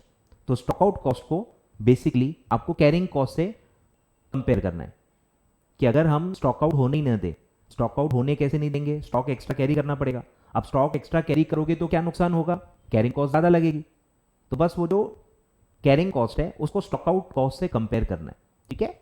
तो trade off between carrying cost and safety stock out cost, ठीक है, इन दोनों को बेसिकली आपको कंपेयर करना होता है। इसमें ऑर्डरिंग कॉस्ट का देखो कोई लेना देना नहीं, सेफ्टी स्टॉक का ऑर्डरिंग कॉस्ट से कोई लेना देना ही नहीं है, तो बी और सी तो आएगा नहीं। फिर लिखा है lead time and order point, इसका भी कोई लेना देना नहीं है। दो कॉस्ट को आपको कंपेयर करना है, कैरिंग कॉस्ट और स्टॉक आउट कॉस्ट, ठीक है। चलिए फिर है which of the following is not a valid assumption of EOQ model, EOQ का कौन सा अजम्पशन नहीं है। Number 1 demand forecast is available, ये तो है अजम्पशन क्योंकि आप साल भर का कर रहे हो ना, एनुअल रिक्वायरमेंट, तो आपको एनुअल डिमांड पता होना चाहिए, ये तो बेसिक अजम्पशन है, नहीं तो आप फॉर्मूले में नंबर्स ही अप्लाई नहीं कर पाओगे। Inventory can be replenished immediately, मतलब जब इन्वेंट्री आपको लेनी है तो आप इमीडिएटली ले सकते हो, मतलब उसमें कुछ टाइम गैप नहीं है, मतलब आज ऑर्डर प्लेस किया फिर 15 दिन बाद आपको गुड्स मिल रहे हैं, ऐसा नहीं होना चाहिए। इमीडिएटली आप रिप्लेनिश कर सकते हो, फिर से गुड्स को ले सकते हो, जो भी है। फिर एक cost per order is variable, अब अगर आपने फॉर्मूला पढ़ा है, हमने अभी यूज किया है, तो कॉस्ट पर ऑर्डर तो फिक्स होता है, कॉस्ट पर ऑर्डर तो फिक्स रहेगा ना, दिया ही रहता है और फिक्स रहता है, वो बार बार बदल नहीं सकता। तो हमारा अजम्पशन क्या होता है, ordering cost per order fix होना चाहिए। और यहां क्या लिखा है, ordering cost per order variable है, जो कि गलत है, ऐसा कोई अजम्पशन नहीं है। और फिर है carrying cost is a fix percentage, ये भी हमने पढ़ा है, कैरिंग कॉस्ट पर एनम जो परसेंट होता है वो भी फिक्स रहेगा, ठीक है। तो सी ऑप्शन है जो वैलिड अजम्पशन नहीं है। वैलिड अजम्पशन क्या है कि ordering cost per order is fixed, लेकिन यहां क्या लिखा है, वेरिएबल, तो इसीलिए ये गलत है। यहां आना चाहिए फिक्स्ड, यहां आना चाहिए फिक्स्ड, ठीक है। बढ़े आगे, आ जाओ। ये एक क्वेश्चन है, एक्चुअली ये गलत क्वेश्चन है, मतलब इसमें आंसर सही नहीं दिया हुआ। बताता हूं मैं, चलो लास्ट में देखते हैं, जितना टाइम मिला मैं बताता हूं, पहले कंप्लीट कर लेते हैं। चलो क्वेश्चन 14, ईओक्यू डिटरमाइंस, ईओक्यू क्या बताता है, order size that minimises the total inventory cost, पहला ही आंसर है। पढ़ लेते हैं बाकी भी, order size where ordering cost is lowest, नहीं सर, सिर्फ ऑर्डरिंग कॉस्ट लोएस्ट नहीं करना होता है अपने को। Where carrying cost is minimum, ये भी नहीं है। Which will earn discounts on purchase, ऐसा भी कुछ नहीं। तो ईओक्यू क्या है, जहां पे टोटल इन्वेंट्री कॉस्ट मिनिमम है, टोटल इन्वेंट्री कॉस्ट मिनिमम हो, और जहां पे इत्तेफाक से क्या होता है, carrying cost is equal to ordering cost, ठीक है। दोनों मिनिमम भी होते हैं, दोनों इक्वल भी होते हैं, ठीक है। तो ये भी एक कैरेक्टरिस्टिक है ईओक्यू का। आगे बढ़ते हैं, बोलो। अब ये फॉर्मूले का है, ध्यान दो, फॉर्मूला है reorder level plus reorder quantity minus minimum into minimum. तो ये कौन सी लेवल का फॉर्मूला है आपको पूछा है, तो ये मैक्सिमम लेवल का फॉर्मूला है, ठीक है। फॉर्मूले मैं तो बता देता हूं आपको, दो तीन जितने में से हो सकते हैं। एक होता है रीऑर्डर लेवल। रीऑर्डर लेवल क्या होता है, ऐसा लेवल ऑफ इन्वेंट्री, ऐसा लेवल ऑफ इन्वेंट्री जिस पे आपको ऑर्डर प्लेस कर देना चाहिए, मतलब समय से थोड़ा पहले ऑर्डर प्लेस कर देना चाहिए। क्यों, क्योंकि गुड्स को आने में थोड़ा टाइम भी लगता है। ये हम ईओक्यू नहीं पढ़ रहे, ये वेरियस लेवल्स का अलग थ्योरी है, ये वेरियस लेवल का अलग थ्योरी है। तो ईओक्यू और इसको मिक्स मत करना, कंफ्यूजन हो जाएगा। तो ये थ्योरी कहती है कि इन्वेंट्री को कैसे मैनेज करें, अलग अलग लेवल्स क्रिएट करके, reorder level, minimum level, maximum level, safety stock level, ऐसे 3-4 लेवल्स क्रिएट करके आप इन्वेंट्री को मैनेज कर सकते हो। तो इनका बोलना होता है कि आप एक रीऑर्डर लेवल डिसाइड करो, जहां पे आप एक नया ऑर्डर प्लेस कर दोगे, और ऑर्डर प्लेस करने के बाद क्या होगा, उसी दिन नहीं आएगा, कुछ समय लगता है गुड्स को आने में। ऑर्डर प्लेस करने के बाद उसको कहा जाता है लीड टाइम। ऑर्डर प्लेस करने के बाद गुड्स को मिलने में जो टाइम गैप है उसको कहते हैं लीड टाइम। अब लीड टाइम तक भी तो प्रोडक्शन चलते रहेगा, क्वांटिटी तो लगेगी, ठीक है। तो वो एक बफर आपके पास होना चाहिए, और जैसे ही आप ऑर्डर प्लेस करोगे और जब तक आपको गुड्स मिलेंगे, लीड टाइम तक आप कंज्यूम करते जाओगे, और आप मिनिमम लेवल के थोड़ा सा ऊपर तक पहुंचोगे, और आपको फिर से ऑर्डर क्वांटिटी मिल जाएगी, और फिर आप ऊपर चले जाओगे, ठीक है। ऐसा पूरा उसका फ्लो होता है वेरियस लेवल का। सबसे नीचे आपका सेफ्टी स्टॉक होता है, फिर ऊपर आता है मिनिमम लेवल, और फिर यहां ऊपर कहीं आता है री ऑर्डर लेवल, और सबसे ऊपर जो लेवल होता है वो होता है मैक्सिमम लेवल, ठीक है। ऐसे 4 लेवल्स इन टोटलिटी होते हैं, ठीक है। तो यहां आप ऑर्डर प्लेस करते हो, ऑर्डर प्लेस करने के बाद आप कंज्यूम करोगे करोगे करोगे, नीचे आओगे, और यहां कहीं आके आपको गुड्स मिलेंगे। गुड्स मिलेंगे तो आपकी क्वांटिटी बढ़ जाएगी, और आप कहीं ऊपर चले जाओगे। ये आपका नॉर्मल फ्लो चलते रहता है। अब इन्होंने प्रोबेबिलिटी यूज की है कि आप जो कंज्यूम करोगे उसमें 3 प्रोबेबिलिटीज होंगी, मिनिमम कंजम्पशन, नॉर्मल कंजम्पशन और मैक्सिमम कंजम्पशन। कि अगर डिमांड कम है आपके प्रोडक्ट की, आपका प्रोडक्शन स्लो चल रहा है, तो आप मिनिमम लेवल कंज्यूम करोगे। नॉर्मल फ्लो है तो नॉर्मल क्वांटिटी आप कंज्यूम करोगे रॉ मटेरियल की, और अगर सीजन है, ज़्यादा डिमांड है, तो आप मैक्सिमम क्वांटिटी कंज्यूम करोगे। ऐसे 3 लेवल्स बनाए हैं कंजम्पशन में। और वैसे ही लीड टाइम में भी 3 प्रोबेबिलिटीज हैं कि लीड टाइम कितना लगेगा, गुड्स को मिलने में कितना टाइम लगेगा। एक है कि बहुत जल्दी जल्दी इमरजेंसी में आपने खरीदा, नेगोशिएट करके स्पेशल परचेसेस किए, तो वो मिनिमम लीड टाइम में आ जाएगा क्योंकि इमरजेंसी है। फिर एक नॉर्मल आएगा, जो डे टू डे आप ऑर्डर करते हो उसमें जो टाइम लगता है वो नॉर्मल लीड टाइम होता है। और एक है कि भाई कुछ अगर प्रॉब्लम हो गई, ट्रांसपोर्ट की प्रॉब्लम हो गई, या सामने वाले के पास भी गुड्स नहीं है, उसको भी सप्लाई करने में टाइम लगेंगे, ठीक है, या स्ट्राइक चल रही है, जो भी रीज़न है, तो वो जो एक मैक्सिमम टाइम लग सकता है गुड्स को मिलने में, उसको कहते हैं मैक्सिमम लीड टाइम। तो ऐसे इन्होंने लेवल्स बनाए हैं, min normal max, min normal max, ठीक है, ऐसे इन्होंने लेवल्स बनाए हैं। तो रीऑर्डर लेवल का नॉर्मल जो फॉर्मूला है वो होता है max into max, maximum usage यानी consumption into maximum lead time. ठीक है, ये नॉर्मली उसका फॉर्मूला होता है कि आपको क्या लेवल पे ऑर्डर प्लेस कर देना चाहिए, मैक्सिमम लीड टाइम लगेगा ऐसा सोचो, और मैक्सिमम कंजम्पशन होगा ऐसा सोचो, वो लेवल पे ही पहले ऑर्डर कर लो। मतलब इन एनी केस आपका स्टॉक आउट सिचुएशन नहीं होगा, इतनी पहले ऑर्डर कर दो, मैक्सिमम मैक्सिमम से ज्यादा क्या लगेगा, आ रहा है समझ में? मतलब एक कंजर्वेटिव फॉर्मूला है कि बहुत पहले ही आप ऑर्डर प्लेस कर दो, ताकि गलती से मैक्सिमम लीड टाइम भी लग गया और अगर मैक्सिमम कंजम्पशन भी हो गया तो भी आप स्टॉक आउट आपका नहीं होगा, माल खत्म नहीं होगा, आपका प्रोडक्शन रुकेगा नहीं। ठीक है, तो ये रीऑर्डर लेवल का फॉर्मूला होता है। फिर आता है मैक्सिमम लेवल, या पहले मिनिमम लेवल पढ़ लेते हैं। मिनिमम लेवल, मिनिमम लेवल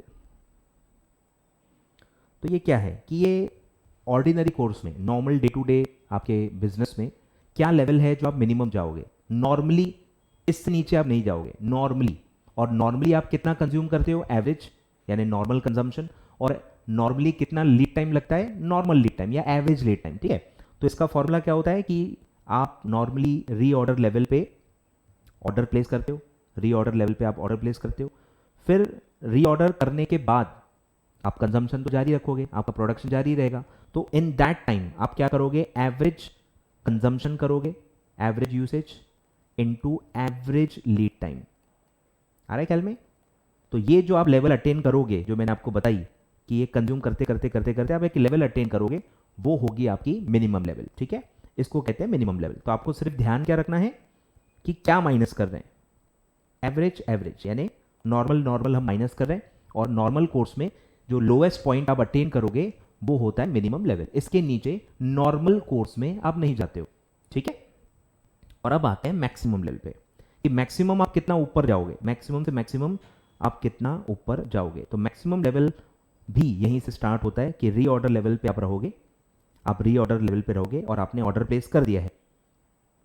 अब मैक्सिमम लेवल कब होगा, मैक्सिमम लेवल कब अटेन करेंगे, जब हम फेवरेबल सिचुएशन में, जब हम फेवरेबल सिचुएशन में है, कम लीड टाइम लग रहा है, कम कंजम्पशन हो रहा है, जितना कम कम कंज्यूम करेंगे उतना स्टॉक ज्यादा जमा होगा। आपको ये समझना है, मैक्सिमम लेवल का मतलब क्या है कि स्टॉक बहुत ज्यादा जमा हो रहा है। स्टॉक जमा कब होगा, जब कम टाइम में माल आ गया और कम कम कंज्यूम हो रहा है। ठीक है, आपको ये समझना है। तो यहां माइनस जो होगा वो होगा मिनिमम लेवल, यानी मिन कंजम्पशन, कम से कम कंजम्पशन हुआ, इनटू मिनिमम लीड टाइम लगा। ठीक है, और फिर ऑर्डर मिल जाएगा तो ऑर्डर क्वांटिटी ऐड कर लो, यानी इसको आप ईओक्यू भी कह सकते हो। जो भी ऑर्डर क्वांटिटी आपने मंगाई थी वो आपको मिल जाएगी और फिर आप ऊपर जाओगे। ठीक है, तो जितना आप नीचे कम आओगे, ठीक है, ये जो है मिनिमम लेवल तक जो ये पूरा होता है, मिन लेवल तक, ये क्या माइनस हो रहा होता है, एवरेज एवरेज एवरेज एवरेज आप माइनस करते हो तो मिन तक पहुंचते हो। लेकिन मैक्सिमम लेवल तक अगर आपको पहुंचना है तो वो मिन इंटू मिन होता है, मतलब आप यहाँ कहीं तक आओगे। ठीक है, ये जो है यहाँ तक आओगे और फिर जो आपको ऑर्डर क्वांटिटी मिलेगी यहाँ से आप जाओगे मैक्सिमम लेवल पे। ठीक है, तो ये जो माइनस होता है वो क्या होता है, मिन मिन मिन लीड टाइम और मिन कंजम्पशन, मिन लीड टाइम और मिन कंजम्पशन माइनस होता है। जितना नीचे कम आओगे उतना ऊपर आप क्वांटिटी मिलने के बाद ज़्यादा जाओगे। ठीक है, तो ये आपको लॉजिक समझ में आना चाहिए कि मैक्स कब होगा, मैक्स में क्या लेते हैं, मैक्स में क्या लेते हैं, माइनस जो करते हैं मिन मिन, मैक्स में क्या माइनस करते हैं, मिन मिन, और अलग से फिर ईओक्यू ऐड करते हैं। ऑर्डर क्वांटिटी मिलने के बाद आप मैक्सिमम अटेन करते हो, और जो मिनिमम लेवल है उसमें आप क्या माइनस करते हो, एवरेज एवरेज। बस ये आपको ध्यान रखना है, कंफ्यूजन का एरिया इतना ही है। ठीक है, चलिए, तो ये आपके पूरे फॉर्मूलेज हैं, ये आपके फॉर्मूलेज हैं। चलिए, तो ये जो फॉर्मूला है ये काय का है, मैक्सिमम लेवल का। ठीक है, मैक्सिमम लेवल का ये फॉर्मूला है, reorder level plus reorder quantity जिसको आप ईओक्यू भी कहते हो, और फिर minus minimum consumption into minimum delivery period यानी मिनिमम लीड टाइम। ठीक है, आगे बढ़ते हैं। Efficiency of a credit control system does not get influenced by, बोलो, कंट्रोल जो है, क्रेडिट कंट्रोल, क्या आप उधारी कैसे दे रहे हो, क्रेडिट कैसे बांट रहे हो, डेटर्स कैसे सिलेक्ट करते हो, कितना क्रेडिट देना है वो कैसे सिलेक्ट करते हो, इसकी एफिशिएंसी कैसे इन्फ्लुएंस नहीं होती। नंबर वन, टाइमली बिलिंग, बरोबर, बिलिंग ही लेट करोगे तो सामने वाला तो और लेट देगा पैसे, टाइमली बिलिंग जरूरी है।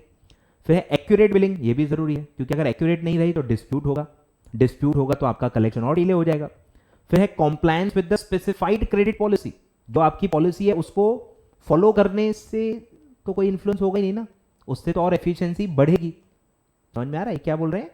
Compliance with the specified policy, आप जो पॉलिसी डिसाइड कर चुके हो आपकी, उसी को कॉम्प्लाई कर रहे हो, तो उससे क्या लेना देना है? उससे थोड़ी आपका मतलब नुकसान होगा, उससे तो फायदा होगा।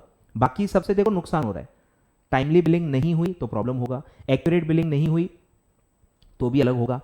और फिर है cash discount availed by the customer. अच्छा आई थिंक नहीं रुक जाओ, गलत है। Efficiency does not get influenced, समझो क्वेश्चन को, समझो पहले, किससे इन्फ्लुएंस नहीं होगी? Compliance with specified policy,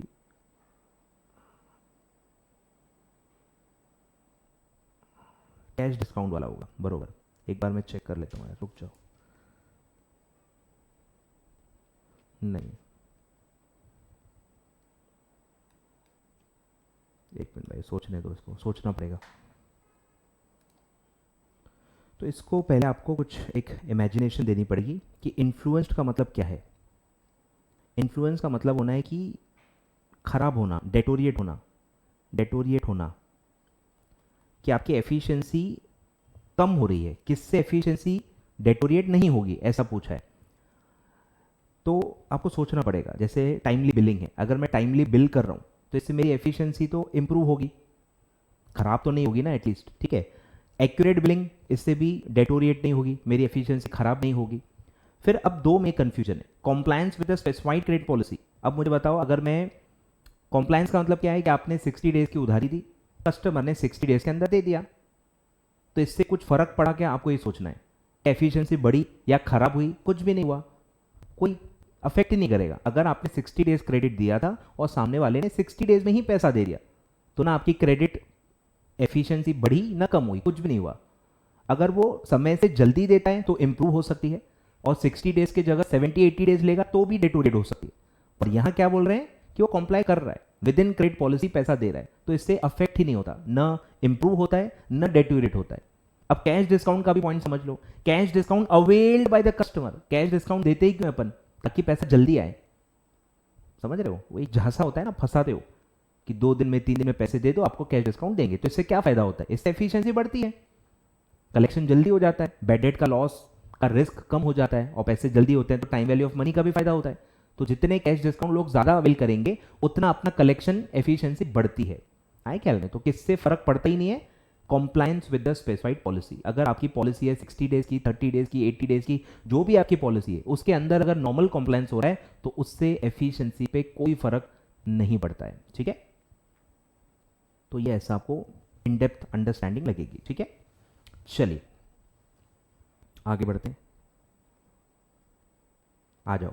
according to William J Baumol, economic order quantity model with respect to cash management, optimum cash level is that level of cash where, same pattern में, UQ वाले pattern में पूछा है कि ये जो optimum cash level है, इस लेवल पे क्या होता है, आपका टोटल कॉस्ट मिनिमाइज हो जाता है, ठीक है। Carrying cost are maximum and transaction cost are minimum, carrying cost and transaction cost are minimum, carrying cost and transaction cost are maximum, carrying cost are minimum, ठीक है। अलग अलग कॉम्बिनेशन दिया है, आपका क्या आंसर होगा? दोनों के दोनों कॉस्ट क्या हो जाते हैं? मिनिमाइज। दोनों के दोनों कॉस्ट क्या होते हैं? मिनिमाइज। सेम पैटर्न में क्वेश्चन पूछा है। आगे बढ़ते हैं, इजी क्वेश्चन था, ठीक है। आई थिंक कंप्लीट हो गया है, ठीक है। अब बस एक क्वेश्चन है,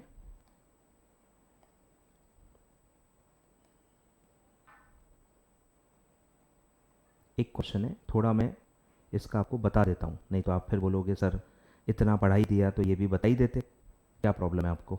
तो इसका भी मैं थोड़ा बता देता हूं, ठीक है। चलिए तो इसको सॉल्व करने की कोशिश करते हैं, पहले पढ़ लेते हैं, पूरा पूरा कंसेप्ट बता देता हूं, लॉजिक फॉर्मूले बता देता हूं, और क्या आंसर आना चाहिए वो भी मैं बता देता हूं। The EOQ of the firm is 7200 units, ठीक है। एट अ टाइम आप 7200 यूनिट्स ऑर्डर करते हो, मतलब आपका टोटल कॉस्ट मिनिमाइज हो चुका है। The minimum order size stipulated by the supplier, अब सप्लायर आपको कितना बेचना चाहता है? ज़्यादा क्वांटिटी, हमेशा यही सिचुएशन होगी, आप जितना ऑर्डर करते हो सप्लायर चाहता है उससे आप ज़्यादा ऑर्डर करो और वो डिस्काउंट ऑफर करेगा ऑब्वियसली। तो वो सिचुएशन दी है कि आप 9000 अगर आप एक साथ उतनी बड़ी क्वांटिटी आप ऑर्डर करोगे तो आपको कैश डिस्काउंट मिलेगा, ठीक है, for utilising a cash discount on the purchase price. The annual usage of material is 80,000 units and the cost per order is 100. If the company decides to utilise the cash discount, savings in total ordering cost will be. बोलो अब कितना cash discount है, दिया ही नहीं है. कितना cash discount है वो दिया ही नहीं है, ठीक है. क्या पूछा है, if the company decides to utilise cash discount, जो कि दिया ही नहीं है, savings in the total ordering cost will be. बोलो ऑर्डरिंग कॉस्ट में कितना सेविंग होगा.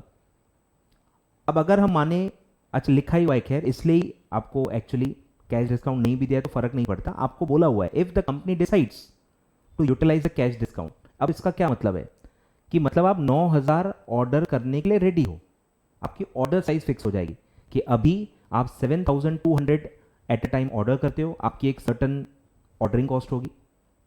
और अगर आप 9,000 लोगे तो आपकी ऑर्डरिंग कॉस्ट में कितना आपका फायदा होगा, कितनी सेविंग होगी, ये आपसे पूछा है. ऑब्वियसली क्वांटिटी बढ़ रही है तो नंबर ऑफ ऑर्डर्स कम होंगे, क्वांटिटी बढ़ रही है तो नंबर ऑफ ऑर्डर्स कम होंगे, तो ऑर्डरिंग कॉस्ट में सेव होगा. वही आपसे पूछा है. बोलो कैसे निकलेगा, कैसे निकलेगा. बोलो एट 7,200, पहले बताओ 7,200 EOQ पे आपकी ऑर्डरिंग कॉस्ट कितनी है. बोलो ordering cost is equal to number of orders into ordering cost per order. ठीक है, फॉर्मूला है उसका, कितने ऑर्डर हैं और पर ऑर्डर का कितना खर्चा है, मल्टीप्लाई कर लो. नंबर ऑफ ऑर्डर कैसे आएंगे, अब इसका भी फॉर्मूला है कि टोटल जो आपकी रिक्वायरमेंट है, total requirement, annual requirement divided by order size into ordering cost per order क्या था 100, दिया हुआ है 100. अब बताओ कितने ऑर्डर्स आएंगे. मेरा एनुअल रिक्वायरमेंट है 80,000 और मैं एट ए टाइम 7,200 मंगाता हूं, तो नंबर ऑफ ऑर्डर कितने होंगे. अब उसको आप राउंड ऑफ कर सकते हो, ठीक है, ऑर्डर हमेशा राउंड में ही होता है, बट आप पॉइंट में भी ले सकते हो. 80,000 डिवाइडेड बाय 7,200 तो आता है 11.11. अब इसको 11 भी कर सकते हो, 12 भी कर सकते हो, या 11.11 भी रख सकते हो, कोई दिक्कत नहीं, ठीक है. अभी मैं 11.11 ही रखता हूँ इंटू 100, तो ये कितना हो जाएगा 1,111. आपका एग्जिस्टिंग ऑर्डरिंग कॉस्ट कितना है 1,111. अब बताओ अगर आप 9,000 एट ए टाइम लोगे, ऑर्डर साइज 9,000 हो जाएगी, तो क्या होगा 80,000 आपका एनुअल रिक्वायरमेंट है डिवाइडेड बाय 9,000 और इनटू 100. ठीक है, बोलो क्या आएगा, कितने नंबर ऑफ ऑर्डर्स हो जाएंगे 80,000 डिवाइडेड बाय 9,000, तो आपका अब ऑर्डर आएगा 8.88 इंटू 100, तो ये आएगा 888. ठीक है, तो बोलो कितना सेविंग हुआ.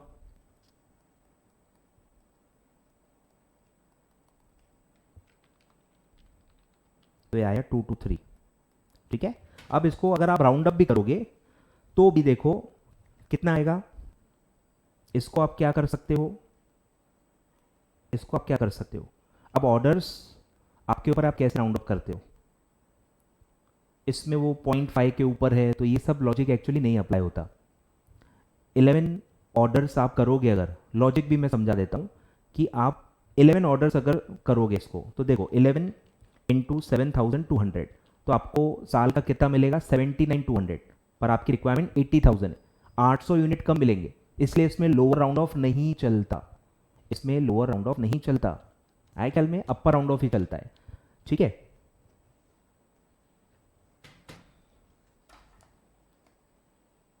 तो मेरे हिसाब से क्या होना चाहिए पहले मैं बता देता हूं और उसके बाद देखते हैं. ठीक है, तो मेरे हिसाब से इसको 12 ऑर्डर्स आपको करना चाहिए, 12 ऑर्डर्स करना चाहिए.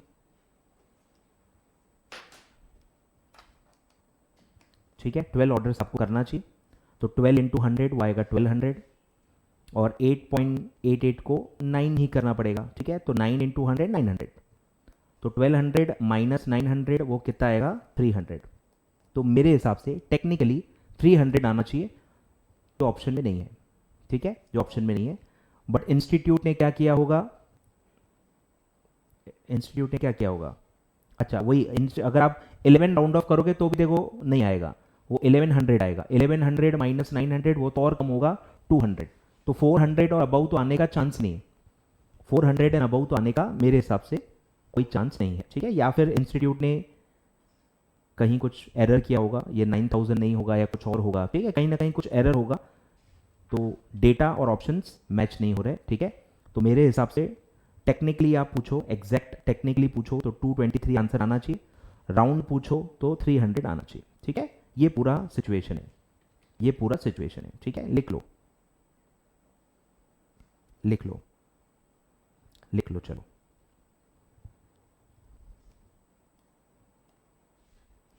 लिख लो, स्क्रीनशॉट ले लो या पॉज करके लिखते जाओ, ठीक है। तो ये पूरा कंसेप्ट है। और एक मैं फॉर्मूला बता देता हूं, एक आता है टोटल कॉस्ट, टोटल कॉस्ट का एक फॉर्मूला आता है। टोटल कॉस्ट में एक्चुअली 3 कॉस्ट आती हैं, purchase cost, ordering cost, carrying cost, ठीक है। परचेज कॉस्ट कैसे आता है, purchase price into annual requirement, annual requirement into purchase price, discount वाला है तो डिस्काउंट माइनस करके, ठीक है। प्लस बोलो ऑर्डरिंग कॉस्ट कैसे आएगा, अभी मैंने आपको बताया, number of orders into ordering cost per order, और प्लस बस यहां ट्रिकी है, कैरिंग कॉस्ट कैसे निकालोगे टोटल, तो उसका फॉर्मूला होता है average inventory, average inventory into carrying cost per unit per annum, ठीक है। तो पर यूनिट पर एनम तो आपको पता ही कैसे निकलती है, ईओक्यू में भी आप देख चुके हो। मेन है ये एवरेज इन्वेंट्री कैसे आती है, तो उसका एक फॉर्मूला होता है 0 प्लस ईओक्यू डिवाइडेड बाय 2। अब इसका क्या लॉजिक है कि आपके पास ऑन एन एवरेज कितना स्टॉक होगा, एवरेज निकालना है ना, एवरेज का क्या फॉर्मूला है, opening stock plus closing stock divide by 2, ऐसा नॉर्मली फॉर्मूला आप लोगे एवरेज के लिए। तो हमेशा जब आप ओपन करोगे तो आपके पास कितनी क्वांटिटी होगी, आपने ऑर्डर प्लेस किया, आपको गुड्स मिल गए, आप ऑर्डर प्लेस करते हो, आपको गुड्स मिलते हैं, और फिर आप उसको कंज्यूम करते रहते हो, जब वो खत्म हो जाते हैं आप फिर से ऑर्डर प्लेस करते हो। तो आपकी गोडाउन में जो फ्लो है वो आपको समझना है कि ज़्यादा से ज़्यादा आपके पास कितने गुड्स होते हैं, जितना आप ऑर्डर करते हो ईओक्यू, और कम से कम कितने होंगे, 0। तो ऐसा है, मैक्स मिन डिवाइड बाय 2 या ओपनिंग क्लोजिंग डिवाइड बाय 2, आप जो भी बोलो, क्लियर। तो ज़्यादा से ज़्यादा ईओक्यू होगा तो उसको आप ओपनिंग स्टॉक मान सकते हो, EOQ plus closing stock, closing stock को आप ले लो 0, ठीक है। तो ऐसा आपको मानना है, ये फ्लो आपको समझना है। मिन मैक्स डिवाइड बाय 2 कर रहे हैं अपन कि गोडाउन में ज़्यादा से ज़्यादा ईओक्यू जितनी क्वांटिटी होती है और कम से कम कितनी होगी, 0, ठीक है। तो एवरेज कितना होगा, ईओक्यू प्लस 0 डिवाइडेड बाय 2, या सीधे ईओक्यू डिवाइडेड बाय 2, आप ऐसा याद कर सकते हो, ठीक है। तो ये भी एक फॉर्मूला है, आपको पूछा जा सकता है, ठीक है। लिख लो फॉर्मूला, लिख लो फॉर्मूला, लिख लो, ठीक है। चलिए, तो इतना ही था भाई, क्योंकि एंडलेस है, मैं और पढ़ा सकता हूँ, कभी ख़त्म नहीं होगा, ठीक है। चलिए, तो पास पेपर की सीरीज़ है, तो let's stick to past papers questions only, ठीक है। चलिए, थैंक यू सो मच, ठीक है। पूरा चैप्टर 7 हमारा कंप्लीट हो गया है, और नेक्स्ट पार्ट में अब हम चैप्टर 8 एंड 9 पढ़ेंगे। चैप्टर 8 एंड 9 मैं कोशिश करूँगा एक ही पार्ट में दोनों कंप्लीट करने की, ज़्यादा बड़े नहीं है, और उसके बाद सर हमारा चालू हो जाएगा SM, स्ट्रैटेजिक मैनेजमेंट, ठीक है। चलिए, तो नेक्स्ट पार्ट में मिलते हैं। नेक्स्ट पार्ट में हम पढ़ेंगे chapter 8 and 9, security analysis and portfolio management. Thank you so much for watching, ठीक है। वीडियो लाइक ज़रूर कर देना अगर आपको हेल्प हुई हो, और फ्रेंड्स के साथ शेयर करना न भूलें, ठीक है। Thank you so much.